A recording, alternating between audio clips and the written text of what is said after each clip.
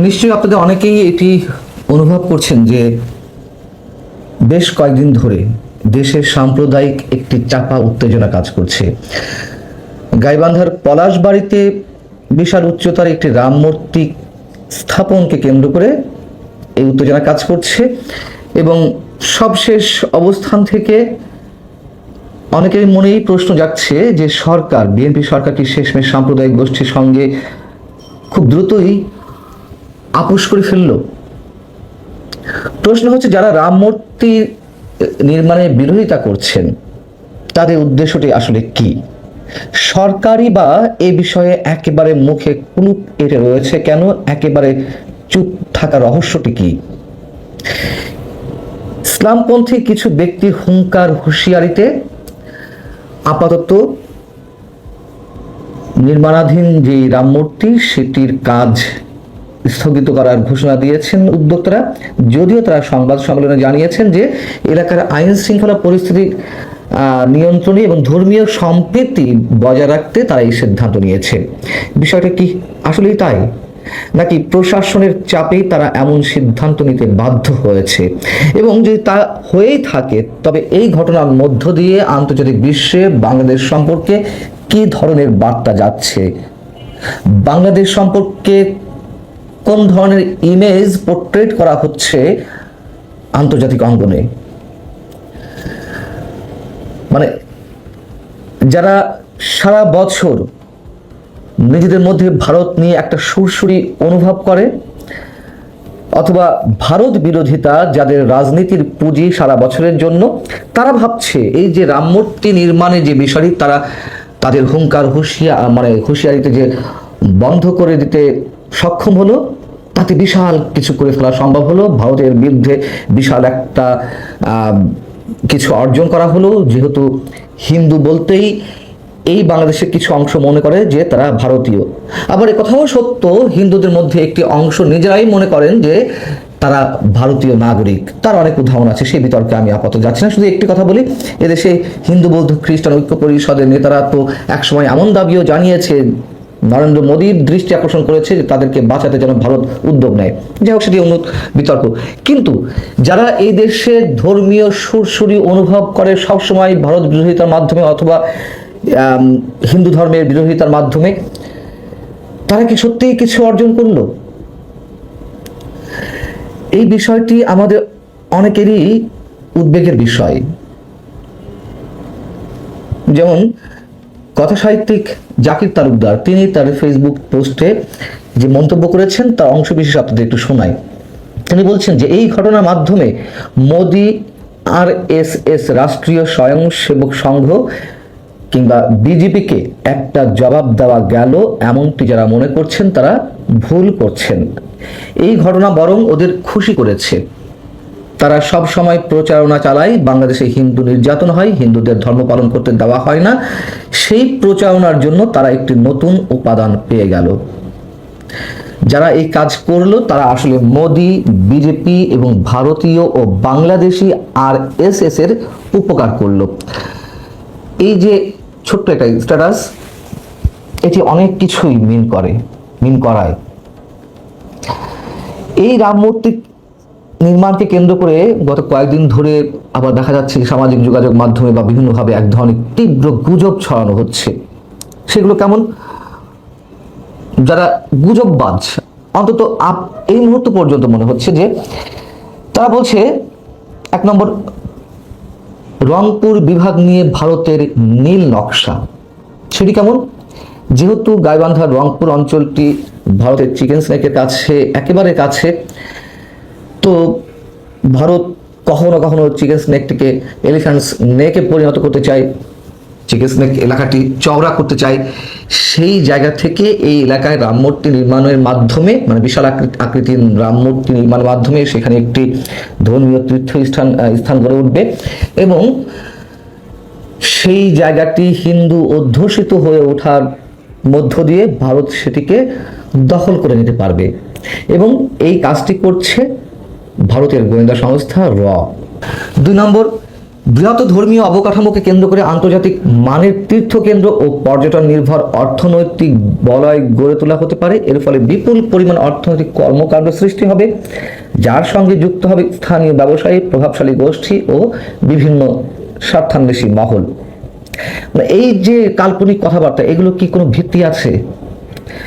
যদি থাকে অবশ্যই সরকার সেগুলো তদন্ত করে দেখতে পারে। রাষ্ট্রীয় স্বার্থে সরকার সেগুলোর একটি জবাব আমাদের সামনে তুলে ধরতে পারে, তাদের ব্যাখ্যা তুলে ধরতে পারে।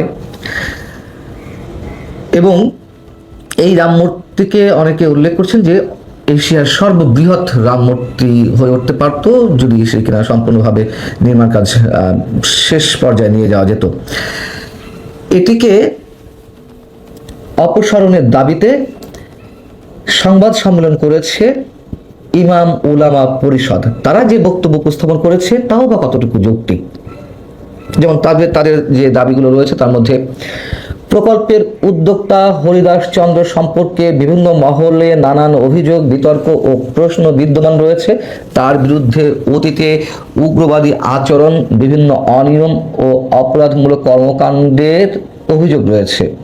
2, রংপুর বিভাগের মতো একটি গুরুত্বপূর্ণ স্পর্শকাতর অঞ্চলে এত বৃহৎ পরিসরে মন্দিরের বাইরে রিসোর্ট স্পট বানিয়ে সেখানে প্রকাশ্যে মূর্তি নির্মাণকে কেন্দ্র করে ভবিষ্যতে সাম্প্রদায়িক উত্তেজনা, সামাজিক অস্থিরতা এবং আইন শৃঙ্খলা পরিস্থিতির অবনতির আশঙ্কা দেখা দিতে পারে। 3, নির্মাণাধীন ওই বৃহৎ রামমূর্তি প্রকল্পের সকল কার্যক্রম বন্ধ করে প্রকল্পটির অর্থায়নের উৎস, ব্যয়ের পরিমাণ, দেশি বিদেশি ব্যক্তি বা প্রতিষ্ঠানের সম্পৃক্ততা এবং আর্থিক লেনদেনের পূর্ণাঙ্গ তদন্ত পরিচালনা করতে হবে। 4 নম্বর, প্রকল্পটিকে কেন্দ্র করে দেশের সার্বভৌমত্ব, জাতীয় নিরাপত্তা, সামাজিক স্থিতিশীলতা ও সাম্প্রদায়িকতা সম্প্রীতির জন্য কোনো ঝুঁকি রয়েছে কিনা তা বিশেষভাবে তদন্ত করতে হবে। আর 5 নম্বর হচ্ছে ওই প্রকল্পের সঙ্গে বিদেশি কূটনৈতিক সম্পৃক্ততার অভিযোগ বা আলোচনা সত্য কিনা তা পররাষ্ট্র মন্ত্রণালয় ও সংশ্লিষ্ট সংস্থার মাধ্যমে যাচাই করতে হবে। খুব ভালো কথা দাবিগুলো তারা তুলেছে। তো এই যে তারা নিজেরাই বলছে সাম্প্রদায়িক সম্প্রীতি নষ্ট হওয়ার ঝুঁকি থাকে কিনা এই রাম মূর্তি নির্মাণের মাধ্যমে, কিংবা সামাজিক স্থিতিশীলতা রক্ষা করা যায় কিনা, তারা তো আগে থেকেই এগুলো নষ্ট করে দিচ্ছেন কাল্পনিক সব চিন্তা ভাবনার মধ্য দিয়ে। এবং এদেশে যারা মসজিদ মাদ্রাসা নির্মাণের সঙ্গে যুক্ত থাকেন, আমি সবার কথা বলছি না, তাদের মধ্যেও তো নিশ্চয় সবাই বিতর্কের ঊর্ধ্বে নন। যারা মসজিদ মাদ্রাসা নির্মাণ কাজের সঙ্গে যুক্ত, এগুলো তৈরি করছেন, তাদের অনেকেরই চারিত্রিক বৈশিষ্ট্য নিয়ে আমাদের অনেকেরই প্রশ্ন রয়েছে। তারা যে দান করেন বিভিন্ন মসজিদ মাদ্রাসায়, সেই দানকৃত অর্থ বা কতটুকু বৈধ, কতটুকু পবিত্র, তাদের চরিত্র বা কতটা ফুলের মতো পবিত্র, তা নিয়েও তো অনেক ধরনের প্রশ্ন আমাদের মধ্যে রয়েছে। তো তাদের দানকৃত অর্থে যদি মসজিদ মাদ্রাসা গড়ে উঠতে পারে, তারা নিজেদের পুণ্য অর্জনের জন্য সারা জীবন পাপ কাজ করে যাওয়ার পরে শেষ বয়সে এসে পুণ্য অর্জনের জন্য যদি এই কাজগুলো করে থাকে, অথবা একদিকে অবৈধ কাজ করছে আবার সেগুলোকে বৈধ করার জন্য এক প্রকার নিজস্ব ব্যাখ্যার মধ্য দিয়ে তারা এই ধরনের ধর্মীয় কাজ করে থাকে, তাহলে তাদেরটা আমরা গ্রহণ করব কেন? সেইগুলো নিয়ে প্রশ্ন তোলা হয় না কেন? সেইগুলো নিয়ে এই বাংলাদেশে যেহেতু মুসলমানদের সংখ্যা অনেক বেশি বা মুসলিম সংখ্যাগরিষ্ঠ দেশে কেন সেই প্রশ্নগুলো ওঠানো হয় না? কেন সেই সব বিষয়ে কড়াকড়ি আরোপ করা হয় না? এবং বিদেশি কোনো রাষ্ট্রের অর্থ বাংলাদেশের বিভিন্ন মসজিদ মাদ্রাসায় দান করা হয় কিনা তা নিয়েও তো প্রশ্ন রয়েছে। শুধু প্রশ্ন নয়, বিদেশি অর্থ তো বিভিন্ন মাদ্রাসায় আসছে, সেগুলো সম্পর্কে কেন দাবি করা হয় না যে খতিয়ে দেখা হোক এগুলো কোন দেশের অর্থ, কারা দিচ্ছে, এবং মাদ্রাসাগুলোর যারা শিক্ষার্থী তাদের একাংশকে জঙ্গিবাদী কার্যক্রমে জড়িয়ে ফেলা হচ্ছে কিনা, সংশ্লিষ্ট করা হচ্ছে কিনা, সেই প্রশ্নও তো আমাদের রয়েছে। তাহলে এই যে ব্যক্তিরা, এই যে ইমাম উলামা পরিষদ, তারা কেন সেই প্রশ্নগুলো এখানে নিয়ে আসছে না? আমরা তাদেরটা একেবারে উড়িয়ে দিচ্ছি না। বেশ ভালো কথা দাবি তুলছেন যে বিদেশি কোনো রাষ্ট্রের যোগ সাজস এখানে রয়েছে কিনা, বিশেষ উদ্দেশ্যে তারা এখানে অর্থায়ন করছে কিনা। যদি করতে হয় দেশপ্রেমের জায়গা থেকে এই প্রশ্নগুলো তুলতে হয়, প্রত্যেকটি ক্ষেত্রে করতে হবে, সেটি রামমূর্তি হোক অথবা মসজিদ মাদ্রাসা হোক। আমাদের মনে রাখা দরকার, দিন শেষে এই দেশ আমাদের সবার। এ কথাও তো সত্য যে এই বাংলাদেশকে জঙ্গি রাষ্ট্রে পরিণত করার একটি পরিকল্পনা বিশেষ একটি গোষ্ঠীর বা শক্তির রয়েছে, এবং ডক্টর ইউনূস সরকারের সময় থেকে তুমুলভাবে সাম্প্রদায়িক শক্তির আস্ফালন আমরা বাড়তে দেখেছি। আবার এ কথাও সত্য যে অন্যদিকে একটি বিশেষ গোষ্ঠী চায় বাংলাদেশ জঙ্গিবাদী রাষ্ট্র হোক বা না হোক, সেটি প্রমাণ করতে চায়। এর কোনোটাই আমাদের জন্য মঙ্গলজনক নয়, এবং একথা সবশেষে উচ্চারণ করতেই হবে যে এদেশের সংখ্যালঘুরা, এদেশের হিন্দু বৌদ্ধ সম্প্রদায়ের মানুষেরা প্রত্যেকটি রাজনৈতিক সরকারের সময় নির্যাতিত হয়েছে, সেটি কম আর বেশি এই যা। কেন মুক্তিযুদ্ধের মধ্য দিয়ে অর্জিত আমাদের এই অসাম্প্রদায়িক বাংলাদেশে সাম্প্রদায়িকতার বিষ বাষ্প ছড়ানোর একটা উর্বর ক্ষেত্র হিসেবে ধরে নেওয়া হবে সবসময়। দর্শক, আওয়ামী লীগের প্রধান কার্যালয় বঙ্গবন্ধু এভিনিউতে যেটা অবস্থিত, সেটা 24-এর 5 আগস্টে আওয়ামী লীগ সরকারের পতনের দিন আক্রান্ত হয়েছে। সেটা ভেঙে জ্বালিয়ে পুড়িয়ে শেষ করে দেওয়া হয়েছে, শুধুমাত্র অবয়বটা দাঁড়িয়ে আছে। তারপরে বহুবার আক্রমণের ঘটনা দেখেছি, মানে মরেও শান্তি নেই, বারবার তাকে আক্রমণের শিকার হতে হয়েছে। যদিও বঙ্গবন্ধুর 32 নম্বরের বাড়ি বুলডোজার দিয়ে যে গুড়িয়ে দেওয়া হয়েছে, বঙ্গবন্ধু এভিনিউয়ের এই বিল্ডিংটা অন্তত বুলডোজার দিয়ে গুড়িয়ে দেওয়া হয়নি, এই দয়াটুকু করা হয়েছে। সেখানে মানে পাবলিক টয়লেট বানানো হয়েছে, সেই চেষ্টা করা হয়েছে, সেটা আমরা দেখেছি। ওখানে নেশাখোরদের আস্তানা করা হয়েছে, সেই চেষ্টা দেখেছি। একাধিকবার সেখানে ব্যানার টাঙিয়ে দখলের চেষ্টা হয়েছে, সেটাও আমরা দেখেছি। বিভিন্ন প্রতিষ্ঠানের সেটা সদর দপ্তর বানানোর চেষ্টা করা হয়েছে, বহু কিছু হয়েছে। এবং যারা এই কাজগুলো করেছে তারা জুলাই যোদ্ধা পরিচয় করেছে, সমন্বয়ক পরিচয় করেছে, কখনো এনসিপির পরিচয় বোধহয় এর আগে খুব একটা প্রকাশ্যে করেনি, কিন্তু এবার এনসিপির পরিচয়ে সেটা দখল করা হলো। সেটা দখল করে সেখানে নানা ধরনের চিত্র প্রদর্শনীর আয়োজন করা হলো। দখল করে এটা কি হবে? এটা কি এনসিপির একটা অঙ্গ সংগঠনের অফিস করা হবে বঙ্গবন্ধু এভিনিউতে? মানে আওয়ামী লীগের অফিস নিজেদের কাজে লাগানোর ক্ষেত্রে তাদের কি এতটুকু বাদবে না এই জায়গায় যে আওয়ামী লীগের জিনিস আমি ব্যবহার করব কেন? চলুন, এনসিপির যে মানে শ্রমিক উইং, সেই শ্রমিক উইং কিভাবে বঙ্গবন্ধু এভিনিউয়ের আওয়ামী লীগ কার্যালয়ে দখল করে কি কর্মকাণ্ডগুলো করলো, কি বললেন তারা, সেগুলো একটু বোঝার চেষ্টা করি এই ভিডিওতে। বলছিলাম, আওয়ামী লীগের প্রধান কার্যালয় যেটা বঙ্গবন্ধু এভিনিউতে অবস্থিত, সেই কার্যালয়ে এবার দখল করা হয়েছে। এনসিপির যে শ্রমিক সংগঠন শ্রমিক শক্তি, তারা দখল করেছে। দখল করে সেখানে বিভিন্ন ধরনের চিত্র প্রদর্শনী করেছে। তারা চিত্র প্রদর্শনী করেছে, সেখানে তারা শোডাউন করেছে, নানা ধরনের বক্তব্য দিয়েছে, এই কাজগুলো করেছে। একটু ভিডিওতে আমার কথার সঙ্গে সঙ্গে একটু দু একটা দৃশ্য দেখে আসলে আপনি বুঝতে পারবেন যে কি করেছে তারা। এভাবেই তারা ওইটাকে দখল করে চিত্র প্রদর্শনী করা, সেখানে শোডাউন করা, সেখানে ব্যানার টাঙানো, এই কাজগুলো তারা করেছে। এখন প্রশ্ন হচ্ছে যে শ্রমিক শক্তি কি এটা তাদের অফিস বানাতে চায়? শ্রমিক শক্তির যিনি আহ্বায়ক আরমান হোসেন, তিনি গণমাধ্যমকে বলেছেন যে এটা কোনো পবিত্র স্থান নয়। এটা পবিত্র স্থান কে বলেছে? তিনি বলছেন যে আওয়ামী লীগের লোকজন বলে যে আওয়ামী লীগের অফিস এটা একটা পবিত্র স্থান। আওয়ামী লীগের লোকজন কবে বললো যে এটা পবিত্র স্থান? কারণ এটা পবিত্র স্থান বলার তো কোনো কারণ নেই, কারণ এটা তো কোনো ধর্মীয় প্রতিষ্ঠান না, এটা তো কোনো ইবাদতখানা না যে এটা পবিত্র স্থান বলবে। অবশ্য বলতেও পারে, কারণ আওয়ামী লীগ যেভাবে তার শাসনামলে কওমি জননী উপাধি নিয়ে এক ধরনের ধর্মভিত্তিক রাজনীতিতে নিজেদেরকে বিলিয়ে দিয়েছিল, ধর্মনিরপেক্ষতা একেবারে হারিয়ে ফেলেছিল, তাতে নিজেদের কার্যালয়কে পবিত্র স্থান বললেও অবাক হওয়ার কিছু থাকবে না। ধরেই নিলাম তর্কের খাতিরে যে তারা বলেছে এটা পবিত্র স্থান। আরমান হোসেন তিনি বলছেন যে এটা পবিত্র স্থান না, সুতরাং এটাকে পবিত্র স্থান ভাবার কোনো কারণ নেই। মানে এটা একটা সাধারণ স্থান, সেটাকে যার যা ইচ্ছা, যেভাবে ইচ্ছা জুলাই যোদ্ধারা জুলাইয়ের নানা ধরনের স্মৃতি সংরক্ষণের জন্য এটাকে কাজে লাগাবে, চিত্র প্রদর্শনী করেছে। এবার হয়তো এমন হবে যে এই ভাঙা বাড়িটাই জুলাইয়ের আরেকটা জাদুঘর করবে, যে জাদুঘরটা এনসিপির উদ্যোগে হবে। এর আগেও প্রফেসর ইউনূস সরকারের আমলে এটা দখলের অনেকবার চেষ্টা করা হয়েছে। এখন বিএনপি সরকার ক্ষমতায়, বিএনপি সরকার যখন ক্ষমতায়, বিএনপি যখন বহুদলীয় রাজনীতিকে বিশ্বাস করে, বহুদলীয় রাজনীতির কথা বলে, তখন এনসিপি এটা দখল করছে, সেখানে যা ইচ্ছা তাই করছে, বিএনপি সরকারে বসে বসে দেখছে।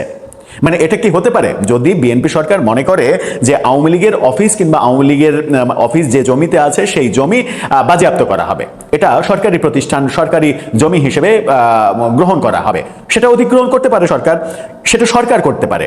সেই বিল্ডিং যদি মনে করে যে এই বিল্ডিং এখানে থাকতে দেওয়া হবে না, সেটা গুড়িয়ে দিয়ে সেখানে নতুন কোনো জায়গা করতে পারে, সেটা সরকারি কাজে লাগতে পারে। কিন্তু অন্য কোনো রাজনৈতিক দল কি একটা রাজনৈতিক দলের অফিস দখল করতে পারে? দখল করে যা ইচ্ছা তাই করতে পারে এবং যা ইচ্ছা তাই বয়ান দিতে পারে? আরমান হোসেন যে সকল কথা বললেন তাতে মনে হয়েছে যে মানে এটা তাদের রাজত্ব, বাংলাদেশটা তাদের রাজত্ব, এই রাজত্বে তারা যা ইচ্ছা তাই করতে পারে। আওয়ামী লীগ খারাপ ছিল, আওয়ামী লীগ অপশাসন করেছে, দুর্নীতি করেছে, নির্বাচন ব্যবস্থা ধ্বংস করে দিয়েছে। আমি একটু বেশি করে বলি যেটা, সেটা হচ্ছে সাথে শিক্ষা ব্যবস্থা ধ্বংস করার জন্য আওয়ামী লীগকে সব থেকে বেশি মানে দোষ দেওয়া উচিত, কারণ বাংলাদেশের উচ্চশিক্ষা ব্যবস্থাকে ধর্মীয়করণ করে আওয়ামী লীগ একেবারে শেষ করে দিয়েছে।